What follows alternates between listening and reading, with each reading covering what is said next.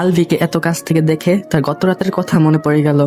আলভি কিছু বলতে যাবে তার আগে অলি নিজের হাত দ্বারা আলভির বুকে কিলঘুষি মারতে লাগলো। আলভি একটা হতাশার শ্বাস ফেলে অন্য হাত দ্বারা অলির দু হাত চেপে ধরলো। হানিবি, আমাকে আঘাত করতে চাইলে তোমাকে নিজের হাত ব্যবহার করতে হবে না, বুঝলে? তোমার চোখের এক ফোঁটা জল আমাকে 100 বার মেরে ফেলার জন্য যথেষ্ট ক্ষমতা রাখে। অলি ছটফট করতে লাগলো। তবে আলভির মতো সুঠাম দেহের অধিকারী পুরুষের সাথে তার না পেরে ওঠাই স্বাভাবিক। লোকটার সামনে তার নিজেকে নিতান্তই শিশু বলে মনে হচ্ছে। আলভি অসহায় কণ্ঠে বলল, আমার কথা বলার সুযোগ দাও প্লিজ। অলি তাও ছটফট করেই যাচ্ছে। আলভি এবার প্রচন্ড বিরক্ত হয়ে গেল। হানিবি, কেন এমন করছো? আমাকে দেখে ভয় পেও না প্লিজ। আমি তোমার ইচ্ছে করে কিছু করিনি। বোঝার চেষ্টা করো, আমি যা কিছু করেছি সবটাই ভুল করে করেছি। সবকিছুই অনাকাঙ্ক্ষিত ভাবে হয়ে গেছে। আমাকে ক্ষমা করে দাও প্লিজ। আমি জানি আমি ক্ষমা পাওয়ার যোগ্য না, তবুও বলছি আমাকে ক্ষমা করে দাও প্লিজ। শোনো, আমি তোমাকে বিয়ে করতে প্রস্তুত। তুমি শুধু একবার হ্যাঁ বলে দাও, আমি সবাইকে ম্যানেজ করব। আলভির কথা শুনে অলির চোখ দিয়ে পানি পড়ে গেল। অলিকে কাঁদতে দেখে আলভি দ্রুত গতিতে অলিকে ছেড়ে দিয়ে একটু দূরে সরে দাঁড়ায়। অলি সারা পাওয়া মাত্রই নিচের চোখ জোড়া মুছে নেয়। তারপর আলভিকে চমকে দিয়ে অলি হেসে ওঠে। অলি হাসছে, কিন্তু আলভি বুঝতে পেরেছে যে অলি অতিরিক্ত ক্রোধের বর্ষবর্তী হয়ে এভাবে হাঁটছে। আপনি বললেন যে সবটাই নাকি আপনি ভুল করেছেন, কিন্তু আমি তো বলছি সবকিছু আপনার আগে থেকে প্ল্যান করা। আপনি একটা খারাপ লোক। আপনি আপনার বন্ধুকে দিয়ে আমাকে নিজের রুমে নিয়ে গেছেন। আর ওয়েট, আপনার ভাষ্যমতে যদি এটা ভুলই হয়ে থাকে, তাহলে আপনি আমাকে বিয়ে করার কথা কেন বলছেন? আমি কোন যুক্তিতে আপনার মতো একজন র্যাপিস্টকে বিয়ে করব? অলির শেষ কথাটা কানে পৌঁছানো মাত্রই আলভি রক্ত চোখে অলির দিকে তাকায়। অলির দিকে এগিয়ে যেতে বলে, হোয়াট ডিড ইউ সে? কেন শুনতে পাননি? আপনি একজন র্যাপিস্ট। আপনি আমাকে ইচ্ছার বিরুদ্ধে গিয়ে আমাকে জোরপূর্বক ধর্ষণ করেছেন। কথাটা শুনে আলভি নিজেকে কন্ট্রোল করতে পারে না। অলির গাল চেপে ধরে। রাগে আলভি হেতাহিত জ্ঞান শূন্য হয়ে পড়ে। তার শক্ত চিবুক দৃশ্যমান। আলভি শীতল কণ্ঠে জিজ্ঞেস করলো, ইউ লিটল হানিবি, বয়স কত তোমার? অলি রাগি চোখে আলভির দিকে তাকায়। আলভি দাঁতে দাঁত চেপে অলিকে একবার উপর থেকে নিচের অব্দি দেখে নিল। তারপর হাসির স্বরে বলে উঠলো, টপস আর স্কার্টে 10 বছরের বাচ্চা লাগতো, এখন শাড়িতে 12 বছরের বাচ্চা মনে হচ্ছে। কিন্তু কথা তো একদম প্রাপ্তবয়স্ক নারীর মতো বলছো।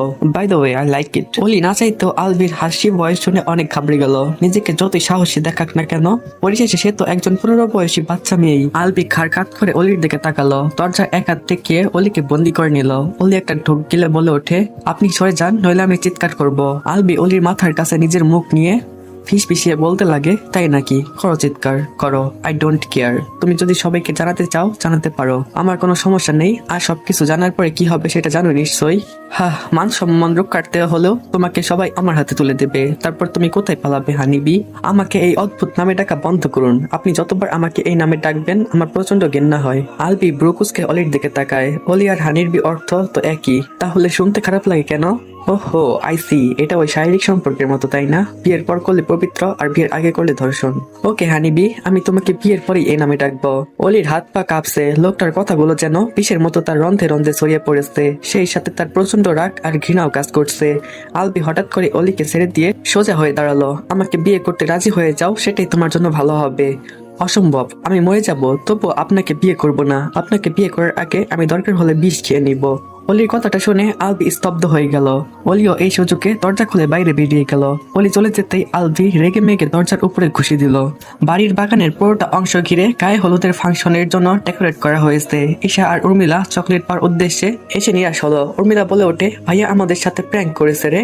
ঈশা কাঁদো কাঁদো মুখে বলল, আমার এবার কান্না পাচ্ছে। তোর কান্না কেন পাচ্ছে শুনি? পেছন থেকে কারো কথার আওয়াজে ঈশা আর উর্মিলা পেছনে ফিরে তাকায়। সামির ভ্রুকুচকে ওদের দিকে তাকিয়ে আছে। উর্মিলা একটা হাসি দিয়ে চলে যেতে নিলেই ঈশা তার হাত ধরে ফেলে। আপু, যাচ্ছিস কেন? আমি কাবাব মেয়ে হাড্ডি হতে চাই না। উর্মিলার কথা শুনে সামির হালকা কেসে বলল, তোদের কিসের জন্য কান্না পাচ্ছে শুনি? উর্মিলা বলতে লাগলো, আর বলো না সামির ভাই, ভাইয়া আমাদের সাথে প্র্যাঙ্ক করেছে। ও বলেছে এখানে নাকি চকলেট দেওয়া হচ্ছে। উর্মিলার কথাগুলো শুনে সামির হেসে উঠলো। তোদের সাথে প্র্যাঙ্ক করা এত সহজ, আগে জানতাম না রে। এদিকে দিহান বাড়ির ভেতরে ঢুকে কাউকে দেখতে পেল না। আমি কি ভুল বাড়িতে ঢুকে পড়লাম নাকি? না, বাড়ির নাম তো ঠিকই আছে। আমার স্পষ্ট মনে আছে এই বাড়িতে আলবির সাথে একবার এসেছিলাম। তাহলে চারদিকে এত শান্ত কেন? বিয়ে বাড়িতে এত শান্তি মানায় নাকি? এর চাইতে তো হসপিটালের চিৎকার চেঁচামেচি বেশি। দিহানের ভাবনার মাঝে আসমা বানু ড্রয়িং রুমে আসেন। দিহানকে দেখে এগিয়ে এসে বললেন, আপনি কি কাউকে খুঁজছেন? দিহান ভদ্রতার খাতিরে সালাম দিয়ে বলল, হ্যাঁ, আসলে আমি অভির বন্ধু। এটা ওর বাড়ি না? আসমা বানু অপি নামটা শুনে চিনতে পারলো না। আমি তো এ বাড়িতে অতিথি, তাই সবার নাম আমি জানি না। আপনি বসুন, আমার বোনকে ডেকে দিচ্ছি। আসমা বানু চলে যেতে নিলেই দিহান বলে ওঠে, অপি মানে আমি আলফির কথা বলছি আন্টি। ওকে তো চেনেন তাই না? ওই যে রাগী দেখতে লম্বা করে ছেলেটা, যে সারাক্ষণ মুখটা পেঁচার মতো করে রাখে, সেই ছেলেটা। দিহানের কথা শুনে আসমা বানুর ভীষণ হাসি পেল। সে কিছু বলতে চাবে, কিন্তু তার আগে আলভি সিঁড়ি বেয়ে নিচে নেমে আসে। দিহান ছুটে গিয়ে তাকে জড়িয়ে ধরে।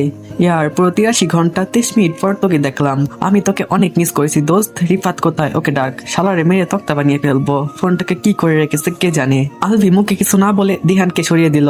দিহান ভ্রুকুচকে তাকালো। তোর মুখটা সবসময় এরকম না করে রাখলেও তো পারিস। আলভি কিছু বলতে চাইলে আসমা বানুর জন্য বলতে পারে না। এমনি সকালবেলার ঘটনার জন্য আলভি অনুতপ্ত। নিজেকে তাদের সামনে আরো খারাপ বানাতে চাইছে না। আলভি উল্টো দিকে ঘুরে উপরে চলে যায়। দিহানও আলভি পিছে পিছে যায়। অলি স্টেজের সামনে গিয়ে দাঁড়াতে উর্মিলা আর সামিরা তার পাশে এসে দাঁড়ায়। সামিরা অলিকে দেখে বলে, অলি তোমার ঠোঁটে লিপস্টিক লেপটে গেছে। সামিরার কথা শুনে অলি নিজের ঠোঁটে হাত দেয়। তার মানে আলভি যখন তার মুখ চেপে ধরেছিল তখনই এমনটা হয়েছে। তখনই হয়তো লিপস্টিকটা লেপটে গেছে।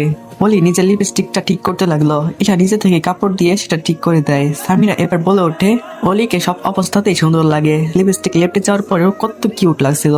আমার তো এখনই ভয় পাচ্ছে অলির বিয়ের সময় না জানি ওর জন্য ছেলেদের কত বড় লাইন লাগবে। অলি ফেল ফেল চোখে সামিরার দিকে তাকিয়ে থাকলো। এসব বললো না সামিরা আপু, আমি কখনো বিয়ে করবো না। সামিরা হাসলো। তারপরে স্টেজে বসে থাকা তিশাকে দেখিয়ে বললো, তিশা ছোট থেকে বলতো সে কখনোই বিয়ে করবে না, কিন্তু দেখো আজ সে তিশারও বিয়ে হয়ে যাচ্ছে, তাও আবার ওর ভালোবাসা মানুষের সাথে। ঠিক তেমনি আমিও তো ছোটবেলায় বলতাম বিয়ে করব না, কিন্তু এখন আমারও বিয়ে হয়ে গেছে, তার উপর আমার একটা মেয়েও আছে।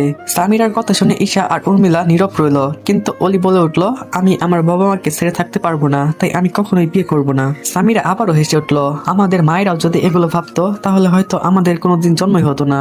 বুঝলে অলি, মেয়েদের জীবনটাই এমন। বিয়ের আগে বাবা মা সব, কিন্তু বিয়ের পর মেয়েদের সবকিছু স্বামী নামক পুরস্কার হয়ে যায়।